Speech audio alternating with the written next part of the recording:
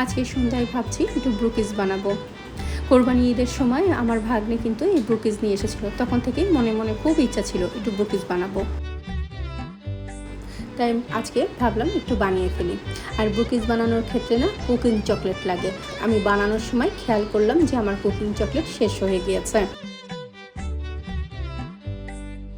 তাই এখানে আমি একটু ক্যাডবেরি চকলেট নিয়েছি, আর হলো চকলেট চিপস দিয়েই আমি ডার্ক চকলেটটা বানানোর চেষ্টা করেছি। এখানে 115 গ্রামের মতো আমি চকলেট নিয়েছি, আর 50 গ্রামের মতো আমি নিয়েছি হচ্ছে বাটার দিয়ে আমি ওভেনে 15 থেকে 20 সেকেন্ডের মতো আমি গরম করে নিয়েছি। আমি এখানে সব কিছুই কিচেন স্কেলে মেপে নিয়েছি। এখানে আমি 215 গ্রামের মতো চিনি দিয়েছি। ব্রুকিজে দেখবে চিনির পরিমাণ সবচেয়ে বেশি থাকে। চিনি আর ডিমটা খুব ভালোভাবে আমি মেল্ট করে নিয়েছি। এইখানে কিন্তু বিটার ইউজ করলে খুব ভালো হয়। আমি আর বিটার ইউজ করিনি, যেহেতু ব্রুকিজ বানাবো এখানে আর বিটারের দরকার হয় না। কিন্তু হাতে করলে না অনেক ঝামেলা হয়, অনেক সময় ধরে নাড়তে হয়। বিটারে করলে কিন্তু তাড়াতাড়ি হয়ে যায়।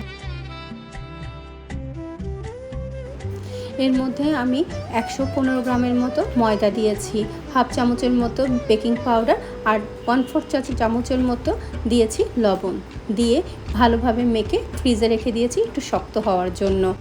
বেকিংয়ের জিনিস না অনেক দিন না বানালে দেখবে সব কিছু ভুলে যাওয়া লাগে। আর বেকিং এমন একটা জিনিস, প্রত্যেকটা মাপই যেন পারফেক্ট হতে হয়। যদি একটু ভুল হয়ে যায় তাহলে কিন্তু পুরোটাই নষ্ট হয়ে যায়। আমি ফ্রিজে কিন্তু 10 থেকে 15 মিনিট রেখেছিলাম। মনে মনে কিন্তু একটু ভয়ও কাজ করছিল। আজকে কিন্তু একেবারে প্রথম বানাচ্ছি ব্রুকিজ।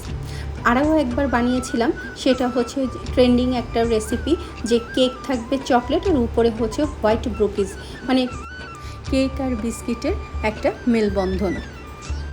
ব্রুকিজ আমি ওভেনে বেক করেছিলাম 180-তে 10 থেকে 15 মিনিট। তবে আমার ওভেনটা তো অনেক দিনের পুরনো, সেই জন্য 15 মিনিট সময় নিয়েছে। তোমাদের যাদের ওভেন নতুন আছে তাদের তো আমার মনে হয় 10 মিনিটেই হয়ে যাবে। আমার তো কুকিং চকলেট ছিল না, আমি তো এখানে ব্যবহার করেছি চকলেট চিপস আর ক্যাডবেরি চকলেট, যার জন্য না পুরো ডার্ক কালারটা আসেনি। কুকিং চকলেট ব্যবহার করলে কিন্তু পুরোটাই ডার্ক কালার চলে আসতো। ব্রুকিজ বানিয়ে কিন্তু আমি পুরোটাই স্যাটিসফাইড। এত সুন্দর হয়েছে, উপরটা শক্ত ভিতরটা নরম। এর মাঝখানে আমি যখন দ্বিতীয়বার ওভেনে দিচ্ছিলাম তখন আমার ছোট আর বড় ছেলেকে একটু খাইয়ে দিলাম। ওরা তো খেয়ে খুবই খুশি।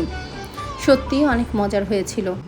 ব্রুকিজের শেপগুলো একটু প্রথমে গরমিল হয়ে গিয়েছিল, পরবর্তী শেপগুলো একেবারে পারফেক্ট হয়েছে। আর সন্ধ্যার সময় চা বানাতে পারিনি, একটু দেরি হয়ে গিয়েছিল, কারণ ব্রুকিজ বানাতে অনেক সময় লেগে গিয়েছিল। পরে আমি চা দিয়ে ডুবিয়ে খেলাম, খুব ভালো লাগলো। আজকে এতটুকুই। সবাই ভালো থেকো, সুস্থ থেকো, আর নিজের প্রতি খেয়াল রেখো।